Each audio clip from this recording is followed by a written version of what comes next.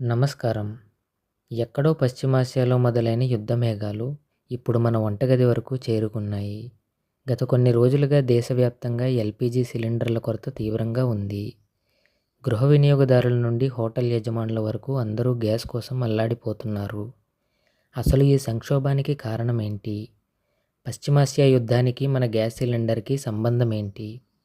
దీనికి ప్రత్యామ్నాయంగా వస్తున్న ఇండక్షన్ స్టవ్ల హవా ఏంటి? ఈరోజు వీడియోలో వివరంగా తెలుసుకుందాం. భారతదేశం తన ఎల్పీజీ అవసరాలలో దాదాపు 50% పైగా సౌదీ అరేబియా, ఖతార్ మరియు యూఏఈ వంటి పశ్చిమాసియా దేశాల నుండే దిగుమతి చేసుకుంటుంది. ప్రస్తుతం అక్కడ జరుగుతున్న యుద్ధం వల్ల సముద్ర మార్గాల్లో నౌకల ప్రయాణం ప్రమాదకరంగా మారింది. ముఖ్యంగా సరుకు రవాణా చేసే భారీ షిప్పులపై దాడులు జరగడంతో సరఫరా గొలుసు అంటే సప్లై చైన్ పూర్తిగా దెబ్బతింది. దీనివల్ల రావలసిన గ్యాస్ నిల్వలు పోర్టుల వద్దే నిలిచిపోయాయి. ఈ అంతరాయం వల్ల బుక్ చేసిన 10-15 రోజులకైనా సిలిండర్ డెలివరీ కావటం లేదు. ముఖ్యంగా కమర్షియల్ గ్యాస్ సిలిండర్ల కొరత వల్ల హోటల్ రంగం కుదేలవుతుంది. ఇప్పటికే పెరిగిన ధరలకు తోడు ఇప్పుడు గ్యాస్ దొరకకపోవడంతో చాలా చోట్ల హోటళ్లు మూతపడే స్థితికి వచ్చాయి.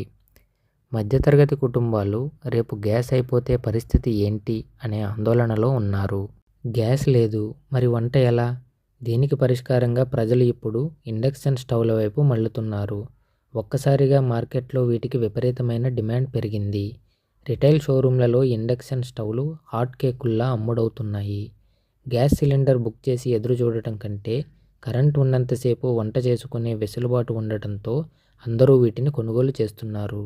డిమాండ్ పెరగడంతో ఇదే అదునుగా భావించి కొందరు గ్యాస్ ఏజెంట్లు బ్లాక్ మార్కెట్కు తెరలేపారు. నిర్ణీత ధర కంటే 200 నుండి 500 వరకు అదనంగా వసూలు చేస్తున్నట్లు ఫిర్యాదులు అందుతున్నాయి.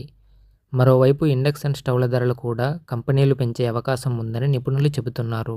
ప్రభుత్వం ఇతర దేశాల నుండి గ్యాస్ దిగుమతి చేసుకునేందుకు ప్రత్యామ్నాయ మార్గాలను అన్వేషిస్తోంది.